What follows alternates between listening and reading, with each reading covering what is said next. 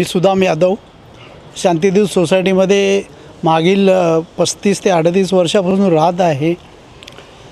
आमच्या या असोसिएशनमध्ये चौगुले साहेबांची टीम मागील 6 महिन्यापासून आमच्या संपर्कात होती।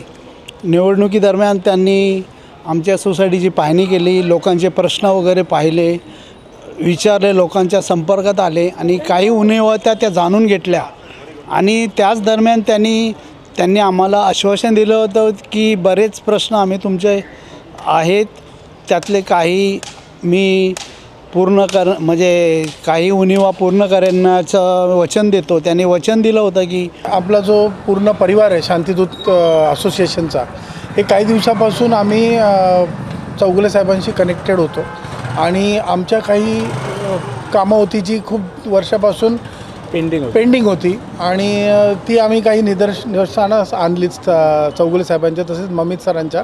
आणि त्याच्यानंतर त्या 2 महिन्याच्या कालावधीमध्ये आम्हाला म्हणजे कसं आहे, काम होणं हे आमच्यासाठी गरजेचं होतं, कारण त्याचा त्रास आम्हाला खूप होता सोसायटीला।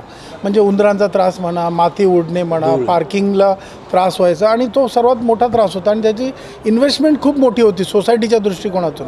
कारण सोसायटीचा मेंटेनन्स, सोसायटीमध्ये राहणारे लोक हा तो भार उचलू शकत नव्हते आणि तो आम्ही जो प्रॉब्लेम होता तो आम्ही चौगुले साहेबांच्या समोर मांडला, आम्ही ममित साहेबांच्या समोर मांडला।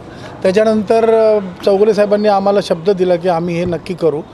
एकदा जरा म्हणजे आता काय होतं, इलेक्शन पण चालू होते मागच्या काही महिन्यामध्ये, तर त्याच्यानंतर मग चौगुले साहेबांनी तो शब्द पाळला। म्हणजे आज जो दिवस आहे, आजच्या दिवशी चौगुले साहेबांनी आणि गेल्या 15 दिवसापासून त्यांचा आमच्याशी फॉलोअप होता की मी येणार आहे, मी बघणार आहे एरिया, त्याच्यानंतर मी आयडेंटिफाय करतो तुम्हाला प्रायोरिटी काय द्यायची।